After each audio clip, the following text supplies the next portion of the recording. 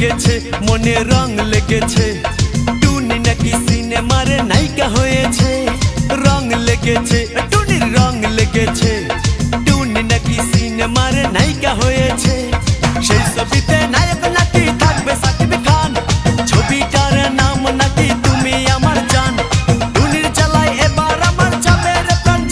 প্রাণ রং লেগেছে মনে রং লেগেছে টুনি নাকি সিনেমার নায়িকা হয়েছে